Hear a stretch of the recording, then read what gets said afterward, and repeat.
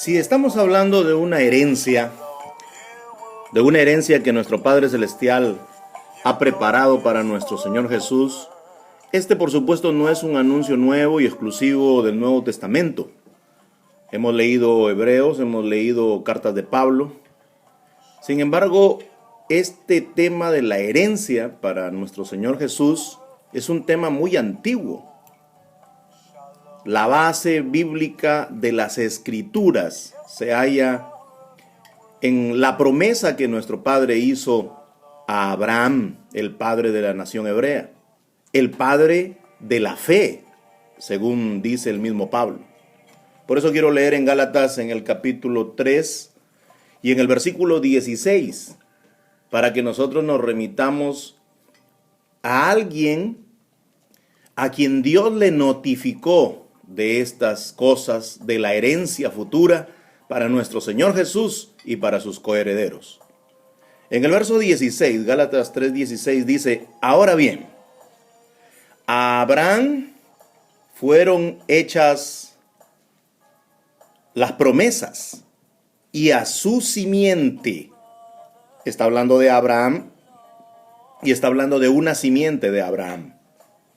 Razona Pablo y no dice y a las simientes en plural, como si hablase de muchos, sino como de uno. Y a tu simiente, la cual es el Mesías, la cual es Cristo. Esto no quiere decir que el único que hereda las promesas de Dios es nuestro Señor. No. Está diciendo que los coherederos reciben, por el beneficio de seguir a Jesús, su inclusión como coherederos. No son los receptores directos, sino más bien indirectos por medio de Jesús.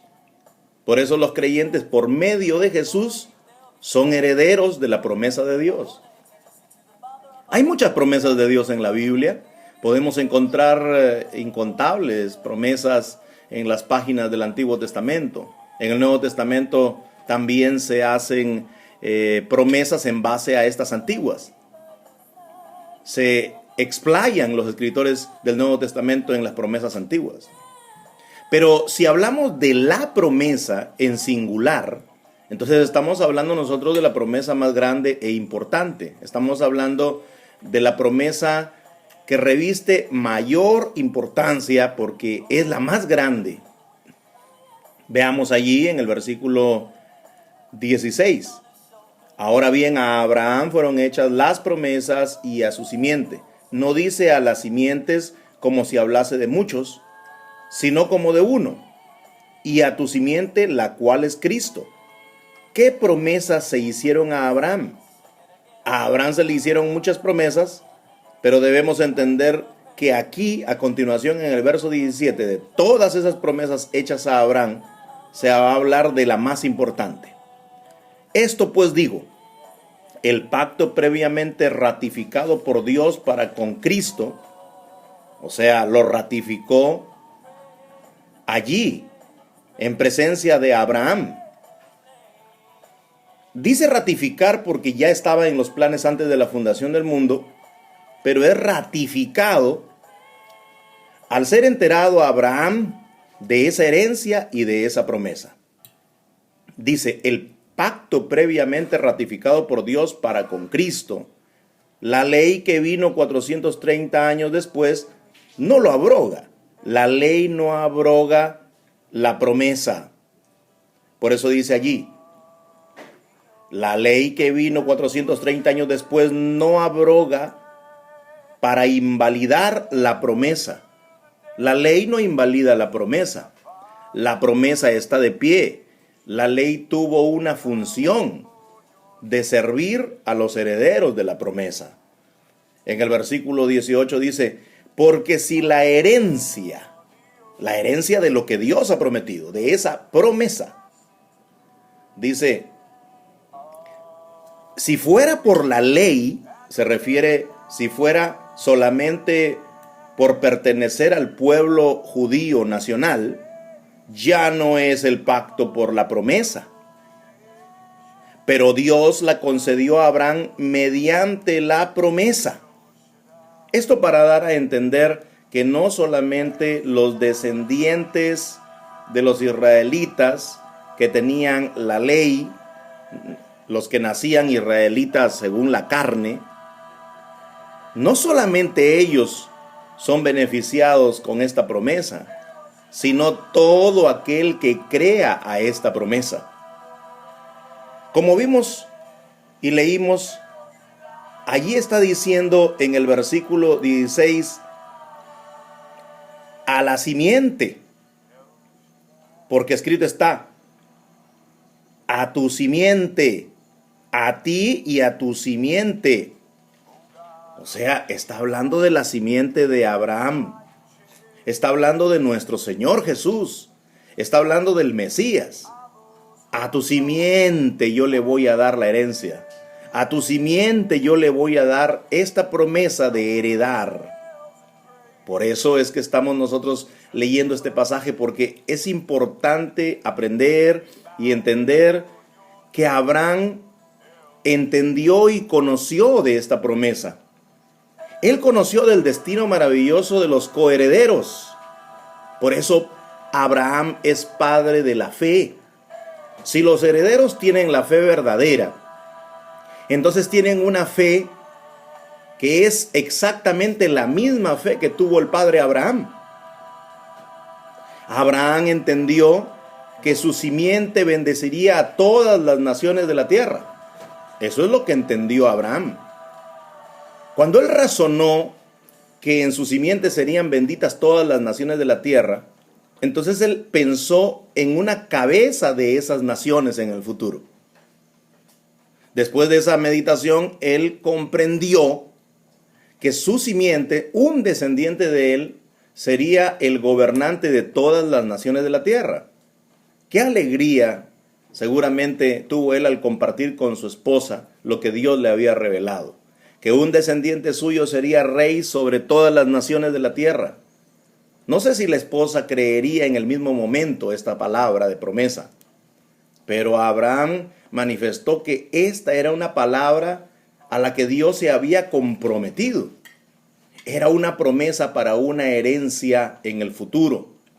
La herencia, queridos amigos, que Dios prometió al Mesías, preparada desde antes de la fundación del mundo y notificada a Abraham, es la herencia de los reinos de la tierra. Por eso la alegría de los personajes celestiales en el libro de Apocalipsis, diciendo que nuestro Señor Jesús tiene la bendición ahora del Padre y que todos los reinos de la tierra han pasado a manos de Dios y de su Mesías, de su Cristo, como bien dice el libro de Apocalipsis. Todos los reinos de la tierra han pasado bajo el control de Dios nuestro Padre, claro, en la presencia de nuestro Señor Jesucristo, que representará a nuestro Padre Celestial una vez más ante los ojos de los moradores del mundo cuando retorne en su segunda venida. Qué hermoso es entender esto, es hermoso, es glorioso comprender cuál es la promesa, la más grande, la más hermosa. La promesa más grande y más hermosa es la que repitió nuestro Señor Jesús y que también incluyó a los que creen a su palabra, que ellos heredarían estas cosas. Al que venciere, yo le daré autoridad sobre las naciones. Así como el Padre me ha dado a mí el privilegio de sentarme en su trono, en el sentido de, el Padre me ha dado el privilegio de comandar el reino de Dios. Eso quiere decir esta palabra. Esa es la promesa que nosotros debemos tener como la más grande, la más hermosa, la más preciosa. Pablo está revelando por la palabra que él predicó lo que estaba contenido en el Antiguo Testamento. Tu simiente, en esa simiente serán benditas todas las naciones de la tierra.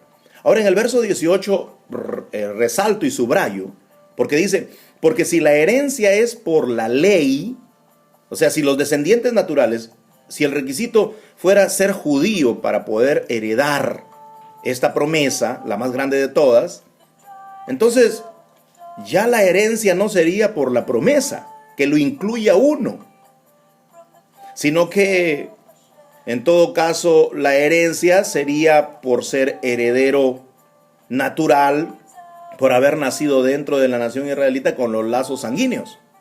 Pero no, aquí dice, Dios la concedió a Abraham mediante la promesa, no siendo él parte de una nación solamente, sino por la promesa.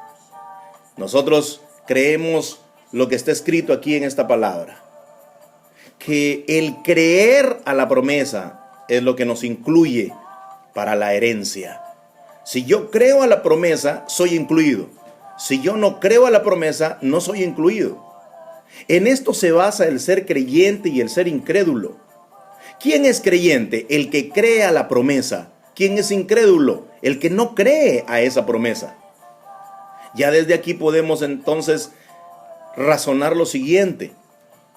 Si esta promesa dada para Abraham de parte de Dios es la más importante, entonces a esto seguramente nuestro Señor Jesucristo tendría que haber hecho alusión directa en su predicación y en su ministerio terrenal. Él tuvo que invitar a los demás a heredar esta promesa. Y efectivamente lo hizo. Para eso vino nuestro amado Señor Jesús. Y eso lo vamos a ver conforme pasen los días, porque estamos en el programa Coherederos con Cristo y estamos examinando a profundidad lo que hereda nuestro Señor Jesús. Y lo que nosotros como coherederos también heredamos y participamos. Pero valga este momento para que todos puedan, los que escuchan este programa, puedan entender que la cuestión aquí es creer. Hay que creer a las promesas. Algunos han dicho, no, aquí hay que creer en Dios, hay que creer que Dios existe. Amigos, pero si alguien cree que Dios existe, pero no sabe nada de sus promesas, entonces, ¿cómo se gozará? ¿Cómo se alegrará? ¿Cómo llegará él a ser, como dice la misma Biblia, peregrino y extranjero y comportarse como tal en medio de este siglo? ¿Cómo lo haría si no sabe lo que va a heredar, si no sabe lo que podría ganar o lo que podría perder? Es importante entonces que nosotros sepamos cuál es nuestra herencia, cuál es nuestra promesa. La promesa que hemos leído aquí es la más grande de todas.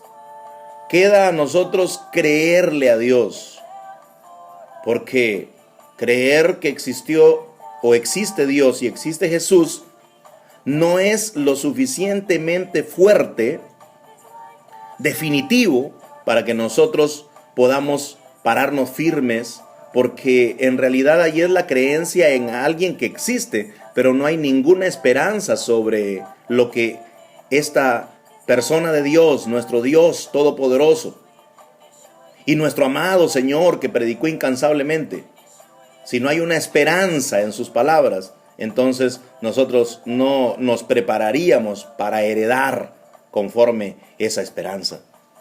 Por eso quiero ver con ustedes otro pasaje que se halla en el libro de Romanos. Y en el libro de Romanos yo quiero leer un versículo importantísimo en el desarrollo de este tema, porque el tema del día de hoy está explorando todavía más profundamente qué es lo que hereda nuestro Señor Jesús y desde cuándo es que se anunció esta herencia. Y aquí tenemos, se anunció desde tiempo antiguo, se anunció desde los días de Abraham, que fue apartado por Dios, que fue llamado por Dios, que fue apartado de entre los gentiles para que pueda recibir esta palabra de promesa.